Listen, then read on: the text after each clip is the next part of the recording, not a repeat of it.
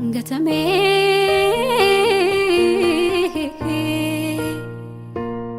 achitti nafume dudubatti seenanka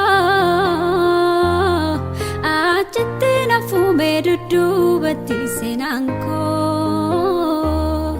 achi fudhama indubbifama nama gatama waaqayyo waama achi fudhama indubbifama nama gatama waaqayyo waama gatame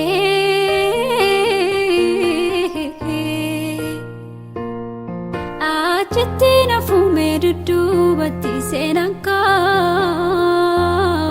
achitti nafume dudubatti seenanko achi fudhama indubbifama nama gatama waaqayyo waama achi fudhama indubbifama nama gatama waaqayyo waama achi fudhama indubbifama nama dadhaba waaqayyo waama dudduba ta'eef dubatti nafu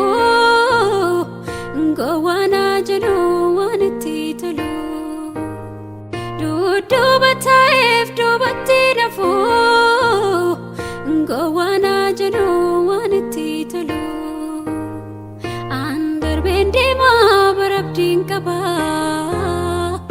nama dadhaba gooftaa tol qaba gooftaa tol qaba nama wallaala waaqayyo waama waaqayyo waama nama wallaala gooftaa tol qaba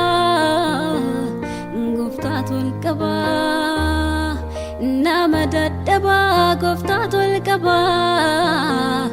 gooftaa tol qaba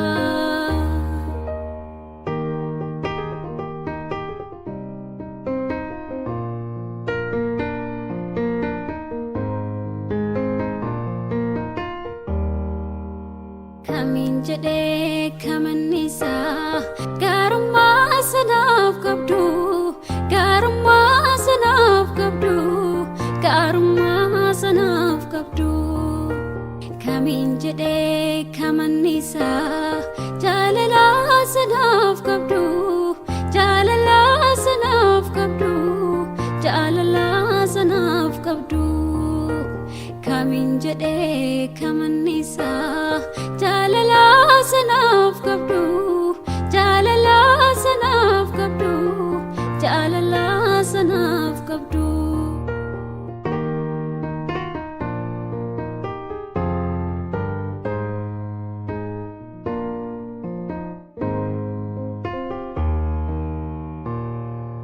bineensi daggalaa munyuuqaan lafarraa soora isaanii argachuuf iji isaanii garuma kee laalaa nama afuriin qabu kan siin eeggatu cal jedhaa jennaanii ni bibirraatu bineensi daggalaa munyuuqaan lafarraa soora isaanii argachuuf iji isaanii garuma kee laalaa nama afuriin qabu kan siin eeggatu cal jedhaa jennaanii ni bibirraatu harka kee hin bal'ista waan gaarii isaan soorta si harkaan qaqallatu kennitee hin gaabbitu jilbundumtuu sifaa jilbeeffatu gaarummaan kee biyya lafaa guutu jilbundumtuu sifaa jilbeeffatu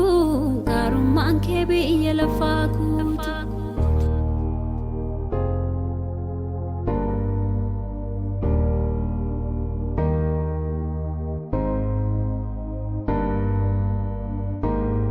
filannoon koosii kan na baasu haalli jijjiiramus gassinnisu nan beekaa jireenyaaf akka taatu murteesseera gooftaatis nan